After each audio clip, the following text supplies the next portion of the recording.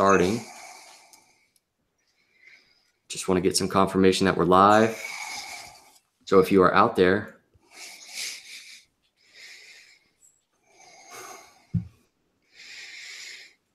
let's see. Should be good to go. All right, everybody. Thank you so much for coming by the channel today, April 10th, 2018. A special guest, a special live stream, Eric Brown, founder of Aliant Payments, definitely a visionary in the crypto and payment space.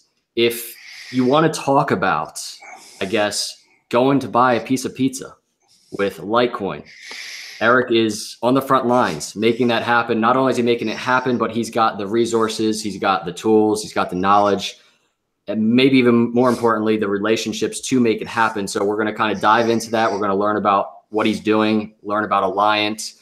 So Eric, welcome to the channel, man. Yeah, thank you. Appreciate it. Yeah, looking forward to it. And it's funny, a lot of people want to know how to pay with a piece of pizza, their pizza with some crypto. So it's funny how pizza and coffee seem to be, one of the things that we hear the most about. Maybe it's something that, we all go after and we all love is pizza and coffee. I know myself, I do. So, yeah, my job is definitely to get you guys paying crypto for your coffee and your pizza slices for sure. That's awesome. Yeah, I mean, I'm pretty much at a coffee place every day working, so that's definitely good stuff. I think probably to jump right in, I think the best thing to do would be, and I'm curious too to hear more about your story, the relation of how Alliant started and also how it got into crypto, how you got into crypto, and just kind of that broad story, if you could. I definitely. So how Alliant got started is pretty much your entrepreneur story. I've been in the business for over 20 years. I started in Washington D.C. area, working for a company called National Processing Company, where we were basically facilitators of credit card processing, debit cards, check guarantee services. So those were basically our main goals. We went out and saw different merchants, in the area, and part of what we did back in the day was basically the mass adoption of debit cards. When I started, debit cards were just kind of starting. The Visa check card wasn't even around yet. It was just a PIN-based debit card. People were predominantly using that at ATMs. They weren't really using it at point of sale yet. And part of my job was to go out and talk to merchants directly in their business and talk to them about the benefits of accepting PIN-based debit cards. And then the check guarantee cards came around, and that was basically the banks recognizing that some of their market share was going to the debit card companies. They created the check card, and then we were out there as a sales force, and that just continued to grow. And you obviously see where debit cards are at now. I had worked for that company for about 7 or 8 years, and my goal was to then start my own business. At the age of 31, I believe I was just under 31. I had started Alliant, and with the same basic business model. I was always pretty good at this, and basically went out to merchants and spent all day long talking to them about payment products, bringing on different terminals. Got involved. I actually wrote the very first e-commerce account in my old company. It was the very first website that we fully integrated into a product called Skipjack, which I'm not even sure is still around. So yeah, it's always been something where I've always kind of been the first to go run with this. And Alliant's been around for 15 years now. We are a registered ISO. We're a registered payment provider, merchant services provider, registered with Wells Fargo through First Data, also Synovus Bank. To do what we do, you do have to have registrations with financial partners. It's part of the deal. So we've just kind of evolved from there and, grown. We've grown into e-commerce. We do a lot of B2B transactions, ACH transactions. And, our job is to provide payment products, and we do a lot of alternative payments. We do, we work with merchants that are kind of hard to place merchants, large merchants, travel merchants, e-commerce merchants. We moved into international a couple years ago as well, where we process transactions for businesses and international.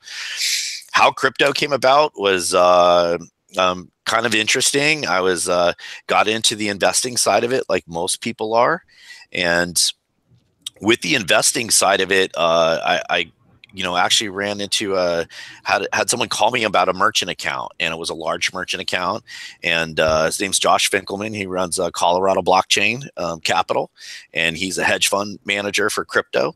And we were working on an account together. He'd been in the payment space for a long time, and we got to talking more and more about crypto and started investing. And he was just a wealth of knowledge. And what happened is one day I was like, why can't we bring this to our merchant base? Our merchant base is looking for secure payment options, and they're also looking for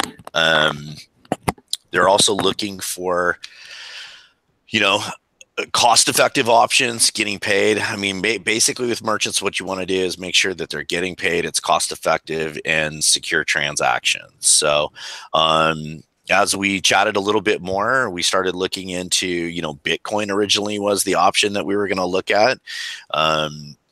To be able to provide that to our merchants, and it very quickly evolved from there. We didn't realize, the potential of this really until the community. We saw people reaching out, and people very interested as far as what we were doing, and that a traditional merchant processing company was crossing those lines into the crypto world. And as we did that, I think I enjoyed it even more, and I saw that this was the future of our industry. I'm a firm believer that this is the future of our industry. And so we continued to, go down this path where we developed with our technology partners, which is Netcents. We developed a platform that we felt was designed as very merchant friendly. And that's been the key to this. We've designed this with the merchant in mind. And that's key, guys. If you're looking for mass adoption, it goes through the merchants. Consumers want it. They're the ones that dictate the type of payments that they want to make, but the merchants are the ones that have to bring it on. And our job is to bring that product to the merchant. Cool. Nice little explanation, Aaron. I think one of the things you touched on, which was you were a part of and you experienced the whole debit card shift, that whole movement that happened. And one thing you mentioned to me, the other day off air is you look at something like Litecoin as the Visa check card of digital currency. Right. So yeah. Can you explain a little bit, I guess, what you meant by that? So, if you look at something like Bitcoin, where it's more stored value, I equate it to gold, it definitely has value to it. Litecoin, I look at as, the Visa check card, of cryptocurrency. I think it's very stable. It's something that everybody who has Litecoin is very passionate about it. I believe the price points are right there. I believe Charlie Lee and Litecoin Foundation has definitely made it very much known that they want to be involved in it as a form of payment, and that's what attracted me to it. We are truly looking as a form of payment. The investing side of this is irrelevant to us. We want to be able to bring this out and have the merchant see the benefit of the form of payment, and I think that's what Charlie created with this in mind, and that's what we've seen. So we've seen where Litecoin, if I look at all the different coins, and of course there's lots of altcoins out there and so on and so forth, this is something that we look at and say, hey, look, this is something people are going to have. This is something people are going to use. And we really felt like, the transactions were faster. They were more cost effective. And that was key. When we're looking for a payment product, we're looking for speed. We're looking for cost effectiveness. If anybody remembers writing a check at the grocery line and sitting there and waiting for somebody to finish writing out their check, it's valuable minutes that you spent behind that person.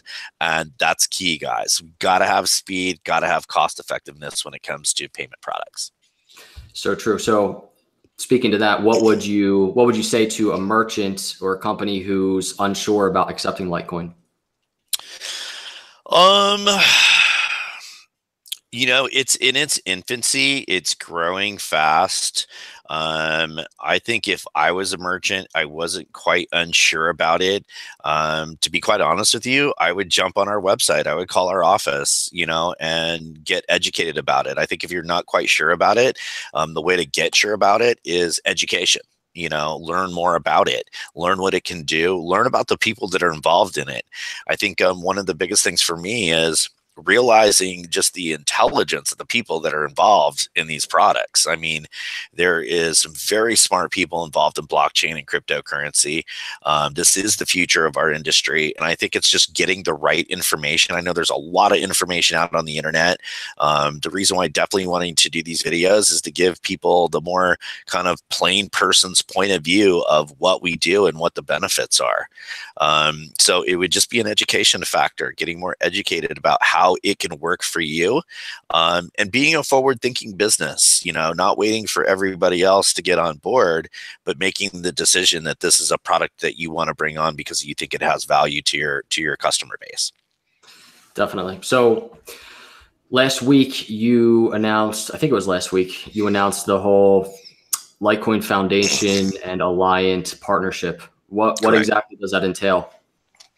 So, you know, our partnership is basically a referral agreement, you know, and there was a certification process put in place by Litecoin Foundation, where they wanted to make sure that, you know, they had the ability, that they have a lot of merchants, there's a lot of interest, there's customers, consumers, business owners that are contacting the Litecoin Foundation and saying, hey, look, we want to implement Litecoin. How do we do it? You know, they needed they needed an outlet for that. They needed a source to be able to send to, and you know, it was important that that source that they were going to refer to, you know, was a viable source. You know, we've been in this space for a long time. There's a lot of regulation in this space, compliance, and so on and so forth.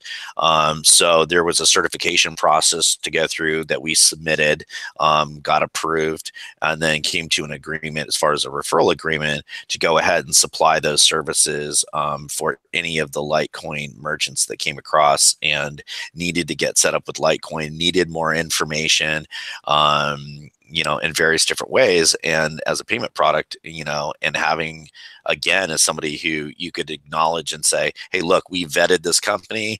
These are the people that you want to go talk to. Okay, cool.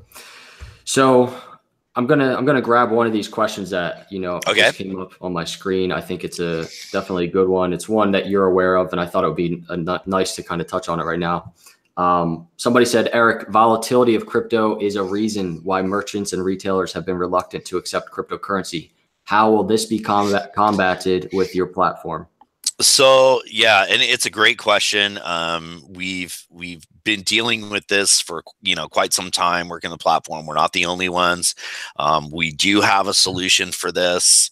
It's actually getting released. It will be released within a matter of a few days, where we are actually going to explain in an official release of how we are getting rid of the volatility. So I'm going to leave it at that because I can't really jump ahead of what our release is.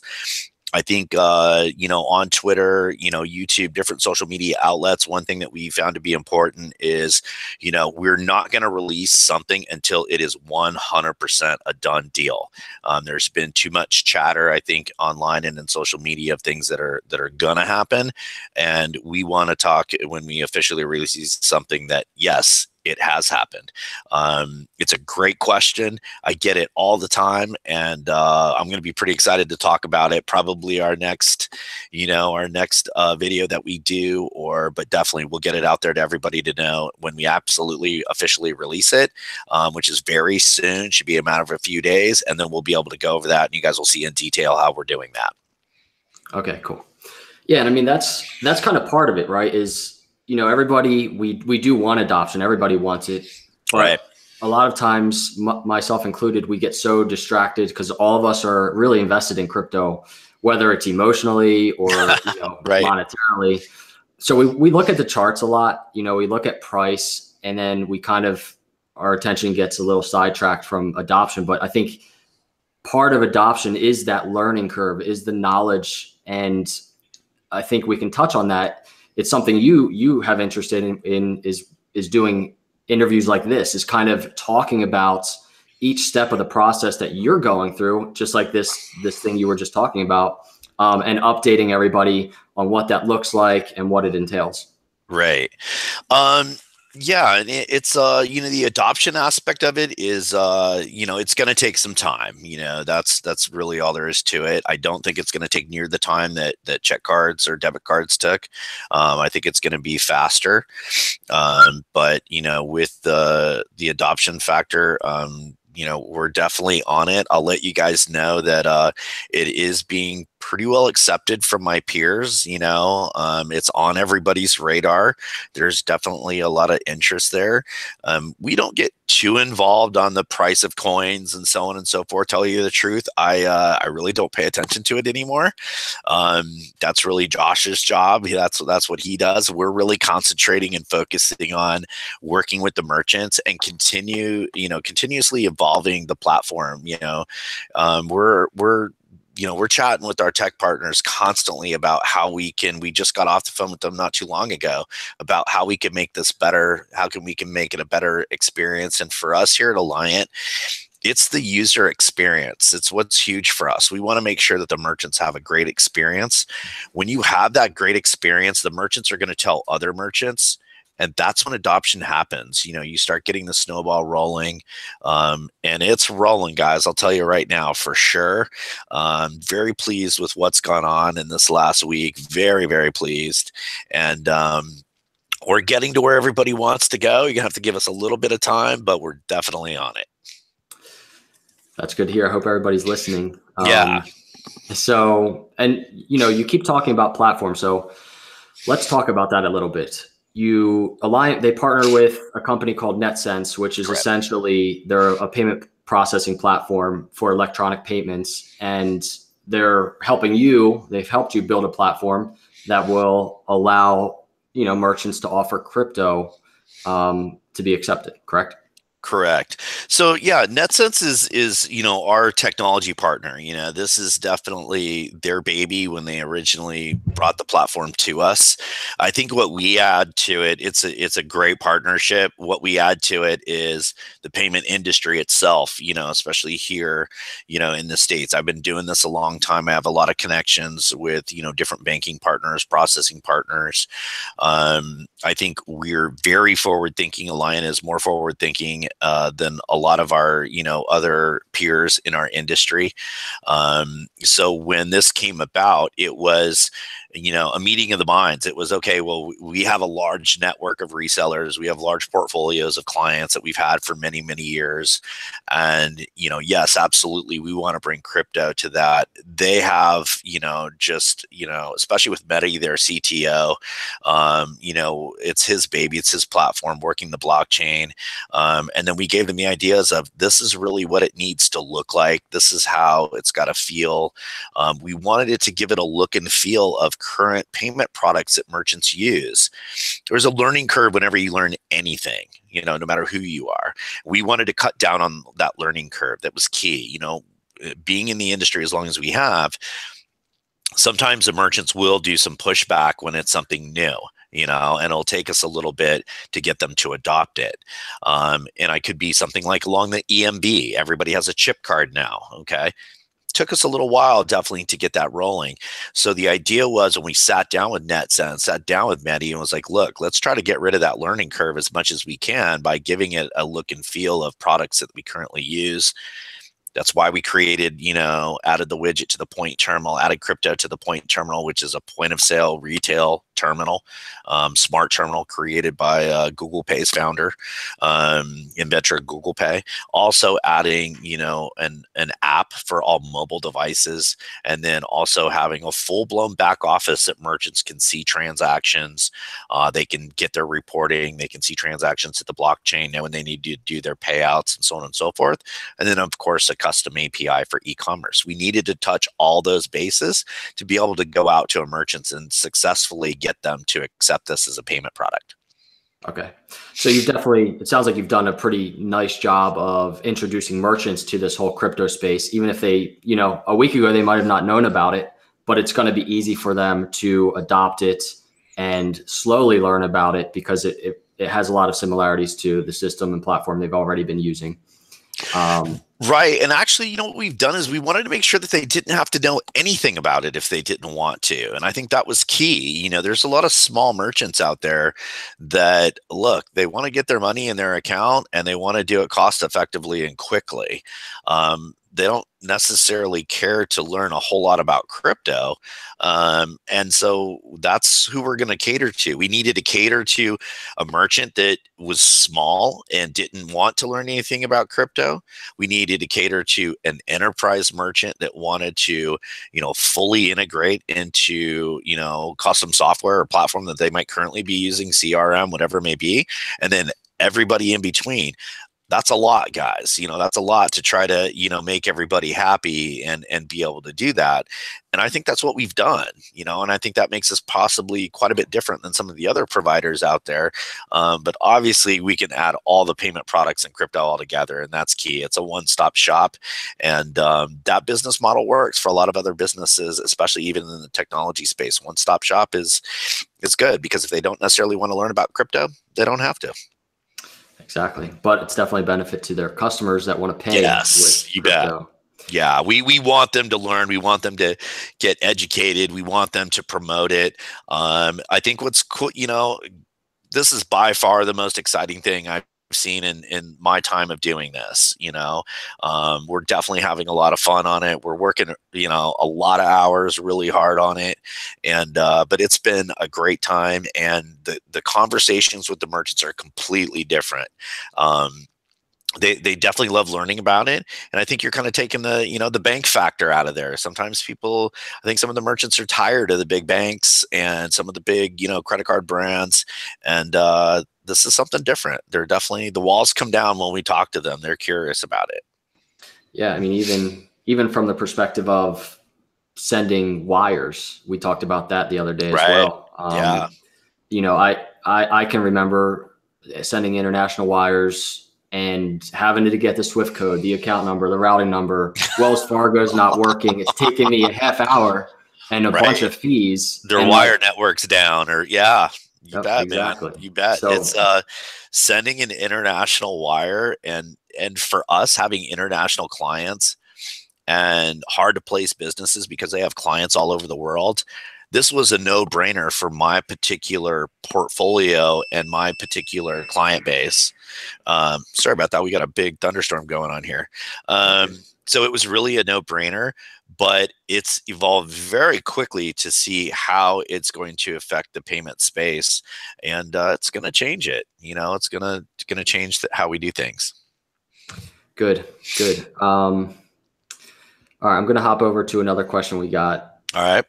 Which is, it's in terms of Litecoin, which might not surprise you right now. I mean, viewing the stream, not everybody holds Litecoin, but I'm sure a good amount of people do. I'm sure they do. I wouldn't doubt it. Yeah. So let's see. If you pay with Litecoin for an item or service, what about if the seller rips you off or does not supply the service?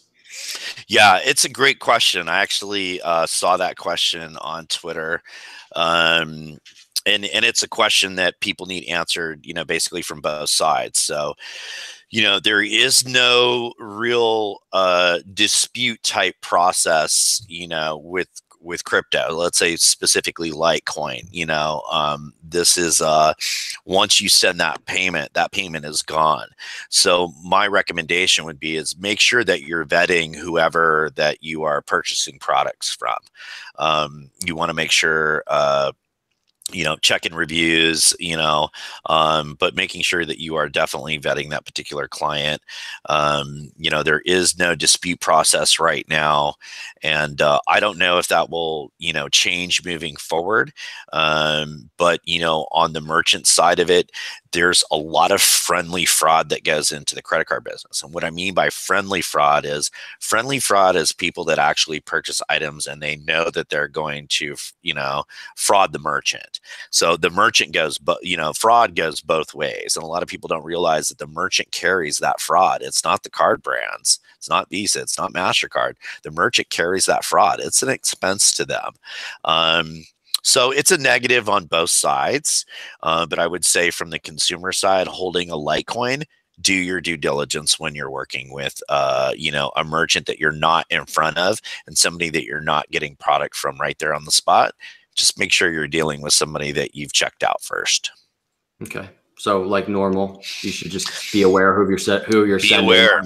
Be aware who you're sending money to. If you have doubts, don't do it. Maybe find a different provider, so on and so forth. You know, again, there's also, you know, all kinds of reviews online, and try to do your due diligence as best as you can. I mean, your money's hard earned. You know, act accordingly. Yeah. So I guess one of the things I personally find interesting is, especially on Twitter right now, you have the pay with Litecoin hashtag, you know, making moves, doing its thing, going crazy. Right. And everybody wants that, right? Everybody wants that adoption. But I wonder how many people actually are paying with Litecoin, even the ones that are using the hashtags over and over. So from that consumer standpoint, what's that going to look like? Like, what will the world look like where we're not just talking about it anymore, but we're actually doing it? You know, there's a couple industries that we'll look at first. You know, typically the higher risk industries will adopt much quicker because it's an alternative payment. So you'll see that. It's already starting to happen is once you see larger retailers. It's a very competitive market in the payment space, and it's very competitive market, as you guys all know, when it comes to retail and online and so on and so forth. You know, once you have a major retailer and they have a viable product in place, usually what's going to happen is other major retailers are going to have to follow suit. That's always the case. Our industry is no different. If something is something that consumers like, then, you know, we need to address that and bring that to them. The difficulties are the medium size, you know, mid-level businesses and the smaller businesses. The reason why companies like mine were even around was back in the day, banks had a hard time penetrating the mid-level market and the small business market. They just had difficulties, you know, relating to these smaller merchants. Credit cards were more for bigger companies. They implemented, you know, basically an agent reseller program where we had the ability to go into their business and sit down and talk to them, kind of like how me and you are right now. And that gave the merchant a different outlook of those payment products. This is the same thing. It's going to happen the same way. I just think it'll happen quite a bit faster. And just because it's, man, crypto is an excellent product for our industry. And, I just feel like with some of the social media outlets, the internet and everything else, it's going to happen much faster. But when it comes to the mid-level and smaller businesses, it's going to come through.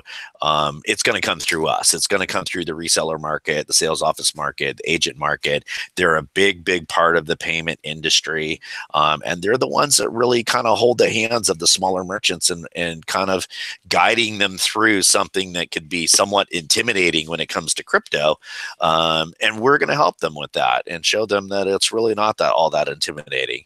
You know, what we like to see from people is just asking merchants, can I pay with Litecoin? I mean, realistically, when we talk to a merchant, I'll tell you what they tell us all the time. Well, nobody's asked me to pay with Litecoin yet. You know, well, you guys need to go out, and when you're at a business, hey, can I pay with Litecoin? Believe me, you know, if you catch a business owner and they hear it and they feel like there's one word that you hate to tell a customer, it's very simple, and the word is no. You know, you do not want to tell a customer no. No business owner wants to do that. They will dance around that word all day long. If you guys go out and ask for it, they're going to have to eventually get it. They're going to have to accept it. So from the consumer, the customer's point of view, all you got to do is ask. That's probably a very powerful point. I mean, crypto isn't like, it's not like we're representing a business, right? We are the marketing team, the people that want to use it. And that's what's interesting. So you're right. I guess if you're listening, if you're out there watching, the key is to go to Vinny's Pizza down the street where you get your favorite slice of pizza and ask Vinny to accept Litecoin, right? That's it. I mean, guys, all you guys are going to Starbucks or you're going to Pete's, or you're going to Seattle's Coffee, or where you're going. I mean, guys, ask them every single day. You're there anyways. Eventually it's going to catch on. When you guys want something, all you're going to have to do is ask. And the more that you ask, when we call up, we're like, then it's the merchants are, yes, we're getting requests for it. I did a presentation to a payment reseller in Europe, and he said that they definitely needed a solution. They're getting people that are asking for it, and more so than here in the States. So, and they tend to be a little forward, more advanced when it comes to payments, or slightly ahead of us. They always have been. They adopted the chip card EMV solution much faster than we did. So it really does make a difference. If you're going to be out there, ask a merchant if they accept it. You might not think it's going to make a big difference. It really is. Believe me, a business owner doesn't want to tell you no. Yeah, absolutely. I'm kind of curious if you have a business owner that calls you, what you do to accept crypto, they don't know too much about it. What are if they have concerns, what are their major concerns or questions that they have? It's the unknown. When people don't know something, it's really, the unknown of it. So, that's probably, and again, I think that comes to the education aspect. It's a digital currency. They're looking for dollars. But guys, in 10 years from now, people are going to look back at, us having wadded up paper, pieces of paper in our pocket. They're going to laugh. It's going to be kind of silly. I mean, look at how currency has evolved already over the last 20 years, from cash to debit cards, credit cards. Now you have Apple Pay, and Apple Pay is just one step behind a crypto, transaction. When we tell people how it works, we say, look, it's basically at point of sale, it's an Apple Pay transaction with a QR code. It's basically the same thing. And that's how we explain it to merchants. We just want to break it down, really simplify it. And really, I mean, that's what it's going to look like. If somebody wants to really picture themselves going and using crypto, it's going to be, they pull out their phone, kind of like they would for Apple Pay, and they use a QR code at the business, and that's it. That's it. It's really that easy. We're going to handle the conversion. We're going to deposit the funds in the merchant's account, and hey, they're happy. A big selling point for us is being first and not last. So if you're a merchant, you have competition. When are you going to get this product? When are you going to bring it on? When are you going to promote it? It has a lot of benefits. It's going to drive new business, to your establishment. Those are some of the selling features that we have. It's not always just about the dollars and cents. It really can be about, driving traffic, and having that innovative outlook, when it comes to your business. Of course. So you've made it easy, simple for the merchant and the consumer to start paying with crypto, basically. Correct.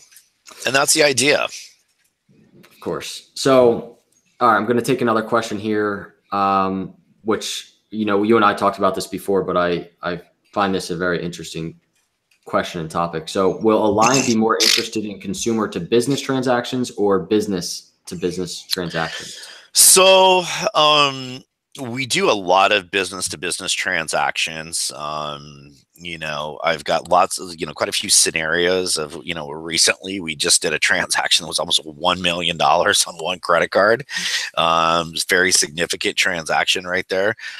There's a lot of B2B transactions out there that this is going to be very beneficial because it's a very secure way of paying. I mean, you have a digital ledger there that's never going to go away. When you're dealing with large dollar volumes like that, you're forced into wire transfers, things that are 100% secure, that can be tracked, so on and so forth. You're not going to see a lot of check issuing unless the customers know each other well. They've been vetted, the two businesses.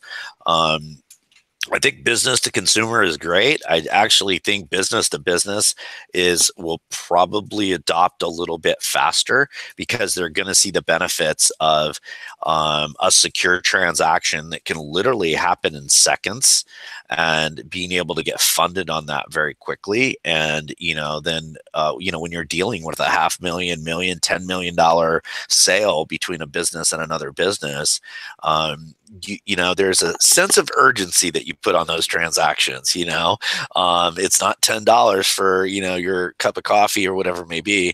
It's a lot of money. You want to make sure it gets done quickly. So I think we're going to see a lot of B2B, and it's going to open those businesses up to international transactions. International transactions with credit cards are still cumbersome. We see a lot of declined transactions when it comes to international. If you do have international clients, because you're dealing with an issuing bank and you're dealing with a sponsor bank, you're basically dealing with a bank that's processing and you're dealing with a bank that's issuing. And when they're communicating to each other and it's in an international relationship, you'll see a lot of dropped transactions, a lot of declined transactions, through their systems. You're not going to see that in the crypto world. Yeah. And that is something that we will talk to, B2B business owners about, and make sure that they know that, those are one of the benefits. We can see up to, and you guys won't even believe this, we'll see up to 55, 60% of approvals where, if you're retail here in the States, I mean, the only reason you're going to see is decline is maybe on credit limit, but we could easily see a 40% decline ratio based on, where the issuing bank is at, and they're just not allowing the transaction because it's coming from a certain part of the world, because there's risk involved and they're trying to, eliminate that risk. That's insane. And that's kind of also why you touched on high risk. You might see a quicker adoption in that space. Yeah, absolutely. So anybody who's doing international high ticket, and not what I mean high risk, people think that the business itself is necessarily risky, and that's not necessarily the case. It's not that the business is in trouble or anything else. We are subject to the rules and regulations for all the card brands, and they state that the customers are always protected. But again, you see a lot of the friendly fraud, and guys, we deal with it every day here. We understand exactly how it works. We deal with it constantly. So a business owner that travel is considered high risk in our industry, high ticket, future delivery. If something goes wrong with a particular travel client, you'll see a lot of customer disputes. So it's something that we do think that the high risk market is going to adopt faster. I think the B2B market will adopt faster than even general retail and consumers. When it comes to consumers, they really got to go out there and ask for it. Makes sense. Okay, so now in terms of merchants, because I'm sure I think I actually see someone in the chat room talking about it, about how I thought you said you're seeing someone paying with Litecoin right now. I was like, no, we're not that advanced. Awesome. Yet. At least my mind isn't that advanced. A merchant that wants to get on board with this, two parts to the question. Number one is, what would they do? How do they get set up with you? And number two, how long would that process take from start to finish? So everybody would be glad to hear this. We have live chat. We have, inside sales call center. We have a network of resellers. We have information on our website. We have very straightforward FAQs on our website. A merchant can join directly on our website. And usually what we're doing is it's taking about an hour to actually get them up in the system, get an email generated out to them with credentials and so on and so forth. Guys, we follow, standard KYC rules when it comes to bringing a merchant aboard. KYC is know your customer. We are definitely going to look at the merchant, verify the merchant ID, federal tax ID, so on and so forth. All the information that we do in the credit card world, we are definitely going to do for crypto merchants as well. It's very important that we follow all of those rules. But it's a pretty quick process, actually. If we need to, we can turn it around in a matter of minutes. But realistically, it's probably going to be, an hour. Okay. So it's quick. It's fast. It's fast. Yeah. I mean, we can get them up and running pretty quickly. As a rule, we're not going to be turning around anybody in minutes. But if we have to, we can.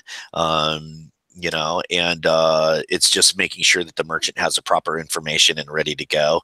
And usually merchants are, they get it from the credit card world. They know what type of information they have to submit to for an application. Okay, cool. And everybody out there's there, I see your comments. They're getting antsy. They want to know what that tweet you made yesterday was all about. And we're going to get to that in a few minutes. So everybody Right. relax. Yes, we'll definitely get to it.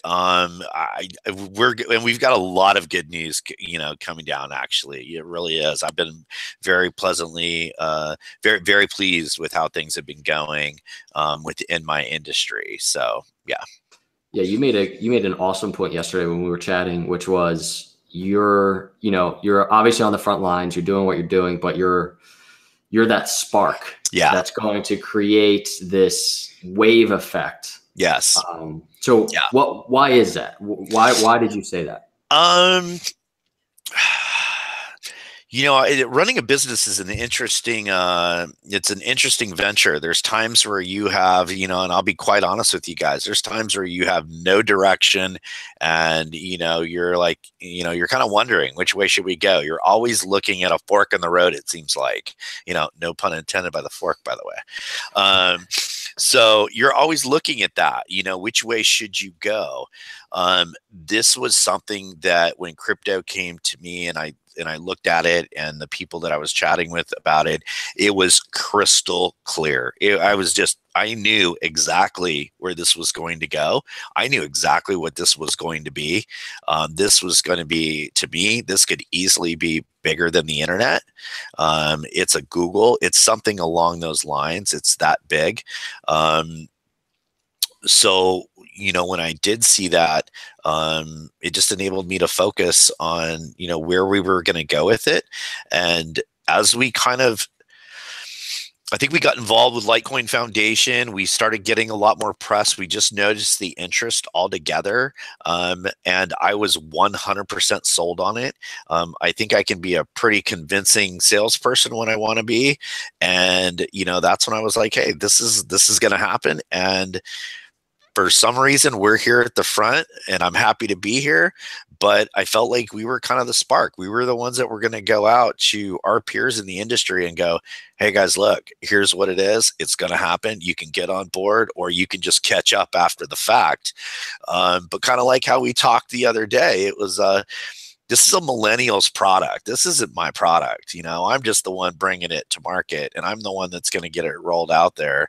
But this is a millennials product. This is something that we'll hand over to them and then it'll evolve and it'll be their currency, and we're happy to start it, but you got to start somewhere. We happen to be here. I think we're a good spark for it. And like I said, it's kind of like the snowball. You get it rolling and I'm just the guy rolling up the snowball right now. Love it. Love the analogy. All right. So another question. According to your experience, how are governments handling the crypto space right now? Is there support from their side? Yeah, so from what I see, there is. And the reason why is because it's a digital ledger. I mean, it's something that can be tracked all the time. And one thing about governments is they don't want to miss a penny that they can take from you. We've already seen it adopted. I think state of Illinois is already has accepting, Bitcoin for tax payments and so on and so forth. I believe Florida has something going on. Georgia does. I believe California has some legislation in front of them. I don't know what various different types of legislation that they have right now. But this is kind of a no-brainer for a government, by the way. This is going to take the paperwork aspect of a lot of things out of play. This is going to be a digital ledger that is not going to go away, that you're going to be able to always reference back to. And it should make it God forbid a government become more efficient. But I mean, I think that's exactly what would happen with blockchain. And I mean, blockchain as a whole, not just the cryptocurrency part. I think the cryptocurrency part of it is just, you know, a caveat to the blockchain aspect for governments. But yeah, I mean, I definitely a firm believer that, you know, once you get a California to adopt this, you know, where they have the GDP of more than, you know, most countries, I think you're going to see, you know, larger governments adopting the technology all the way around. Yeah.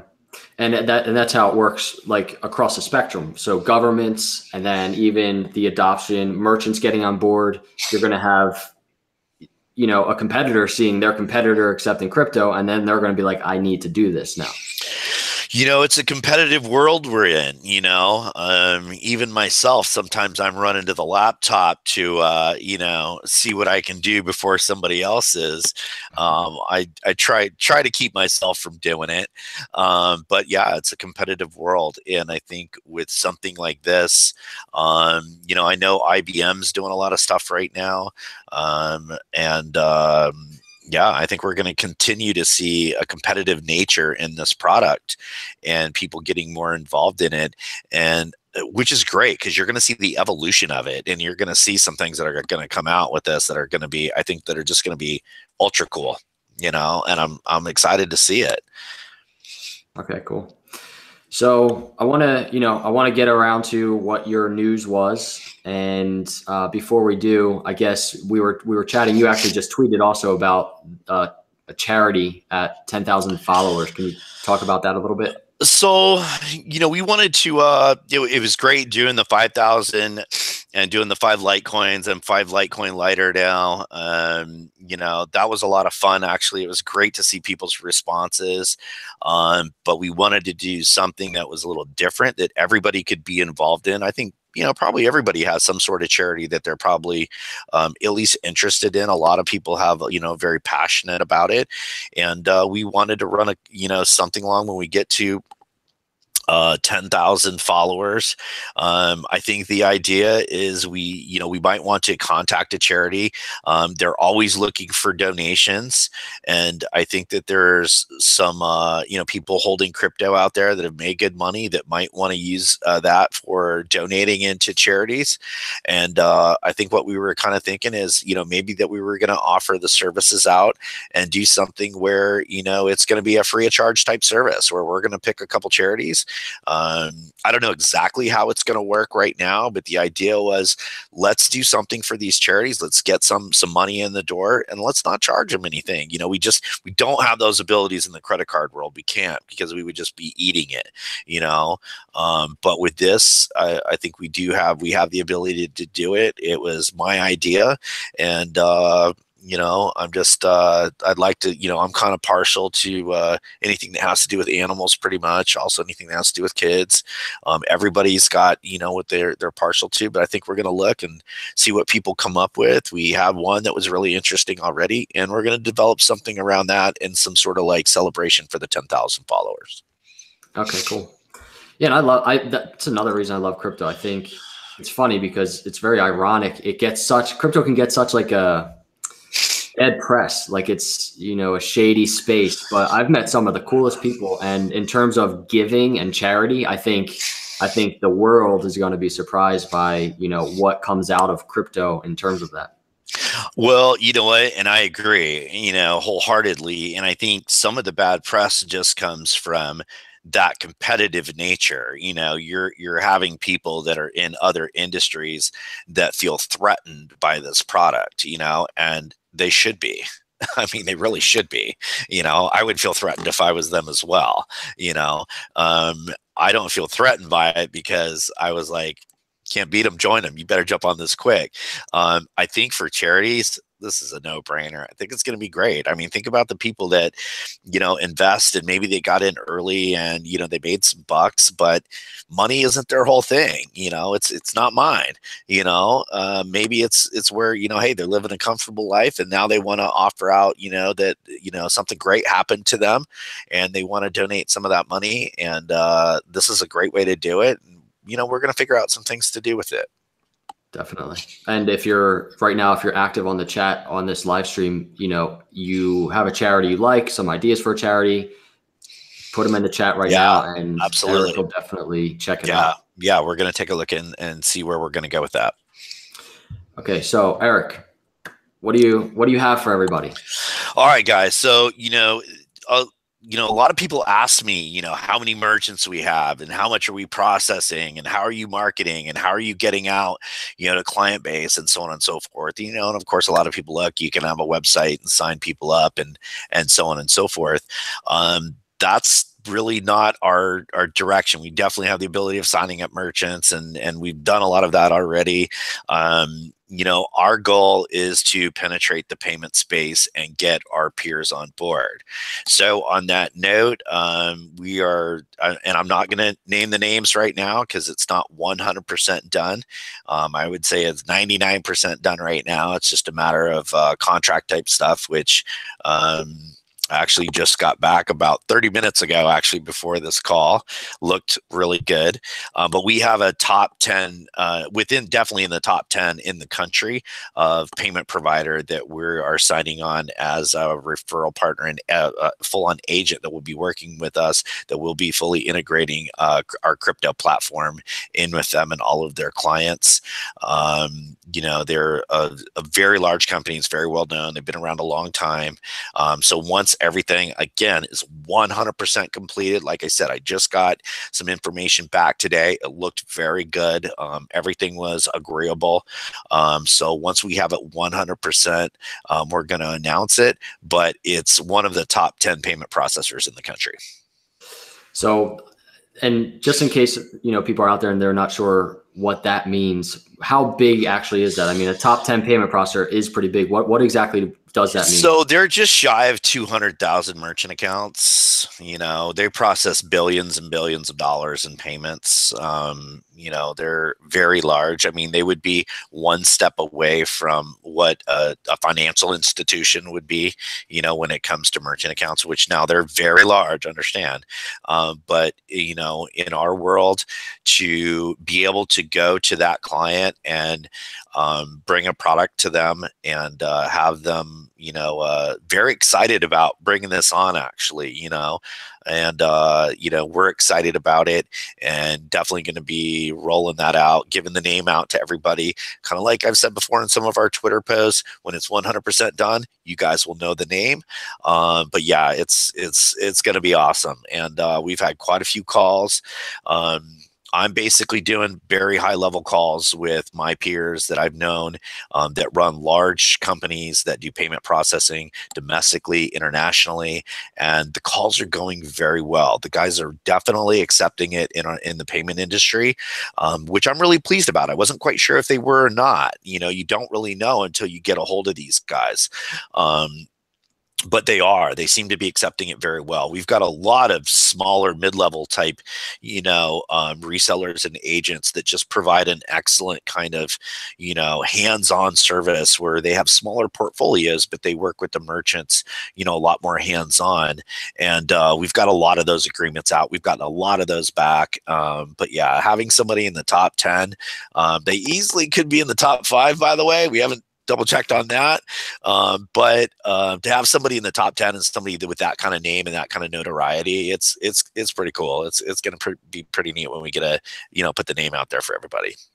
Cool. So everybody, you heard it. Top 10 payment processor, right? Just shy of 200,000 merchants. Yeah. I mean, I would drop the mic right now, I guess, but we're going to continue on. Yeah, it's great news. It really is. And I've got some other calls that it's going very well. So we will continue to plug away at that. And, that's kind of how we're marketing, and we definitely are bringing on merchants and at all levels of merchants. But guys, mass adoption goes through my industry and my peers. I know that. So that's how it has to happen. And that's where I'm going. And I think that's our advantage compared to maybe some other providers out there. I've been in this industry for a while, and it's a network that I'm a part of. I go to trade shows. I've done speaking engagements, and the interest has been pretty good, man. The last one we were in, the room was packed. There were people outside standing in the hallway, and I just wish they would have had a bigger room. I mean, that's why I love Alliant. I mean, and I'm really happy that the spotlight, at least in terms of crypto and payments, is kind of shifting over to you guys, is because, you know, you've been there silently, you know, making these things happen. And now that they're starting to happen, you're going to start talking about them, and that's cool. And you don't hype it. And I love that. I think if there's one thing to get rid of in the space is the hype. Yes. It comes naturally with adoption. When you start seeing more and more merchants accepting, and you see crypto being accepted worldwide, I mean, it comes naturally. Everybody's going to be excited about that, but no need to pump it up. And that's kind of why I like you guys as well. Well, you know, for us, it's another day at work, tell you the truth, you know. So we saw a lot of hype going on. We know what it entails to do this. We were pretty confident that that we had an advantage, but there was no reason for us to hype it. You know, I mean, we would rather just do it, and then, you know, oh, by the way, hey, we did this for you. So yeah, that's just our goal, you know, and we continue to do it. And I'm just very pleased that the payment guys are on board with it. You know, they're recognizing it, and for various different reasons, you know. But yeah, absolutely. And I think the people out in Twitter land and YouTube land and even Facebook and so on and so forth, they seem to be a little tired of the hype, it seems like, too. We've noticed that. And I think our goal was, when we have something done and it's completed, let's let everybody know, and then let's move on to the next thing, and then let everybody know. And that's our goal. We're going to keep doing that. Love it. And, you know, we're here to help you do that anytime you want. We'd love to have you on this channel. I'm telling you that, you know, Dan, with this channel, with, you know, what you guys do on Twitter, I mean, it's an army, you know, it really truly is. It's pretty impressive, you know, how quickly you guys can get things out there. And it's been a massive help. So in that sense, everybody out there, you know, thank you personally for me. Thank you very much. And, you know, we'll continue working hard at it and making sure that we're delivering on what we say. Good stuff. I appreciate you coming on, man, your time, everything Alliant's doing. I want to, I guess, close with one more question, because I asked you yesterday, but it's, you know, it's not too personal, but I mean, I find it interesting how crypto affects everybody's personal lives. You know, some cool people I've met, it's taken up a lot of their time. So, I mean, how has crypto personally changed your life? It's pretty much what I talk about all day long. I would say that there's girlfriends probably don't like it very much. Yeah, it's you know, it's a topic pretty much from when I get up to, I'll let you guys know, the first thing I do is check to see what's going on with Twitter and what everybody's questions are and curiosities. But it has nothing to do with the investing side. Zero. I mean, really, you know, I don't even really look at it. The other day, somebody, oh my gosh, Litecoin's at this, you know, or, you know, Bitcoin was this. And I was like, I hadn't even looked, you know, I had no idea. But this has definitely been my life. And, you know, we have chosen, and I've personally chosen to move forward with this 100% with all effort that I have. And, but it's been a lot of fun. You know, it's something that's new, and it's definitely been a lot of fun. But I would be, if it's the top three subjects, I would say crypto's number one, skiing's number two, fishing's probably number three. And then of course you got to mix my French bulldogs in there somewhere. But that's pretty much my life. That's what I'm doing. That's it. So you guys can be assured that, you know, my life's pretty much dedicated towards crypto right now, and getting some ski trips and doing some fly fishing once in a while. Crypto, skiing, and fishing. Everybody heard it here first. Life's not that bad. Yeah, that's awesome. You could go through worse ways. That's very true. Yes.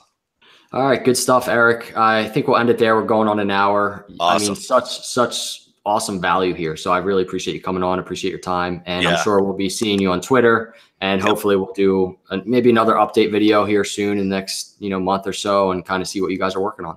Absolutely, man. Thank you, everybody out there. Appreciate it. We'll see you on Twitter, and we'll catch you soon. Good stuff. Everybody out there, we have, probably around 600 viewers. I appreciate all of you for coming by. Please share this video once it's live. It's got a process, but we had some fun, some cool news coming out of Alliant. You want adoption? This is it. This is the front lines. Get excited if you want to be excited about using that pay with Litecoin hashtag. If this doesn't get you excited, I don't know what will. So appreciate all of you. Please subscribe if you're not a subscriber. We'll see you on the next video, and God bless. Thanks, guys.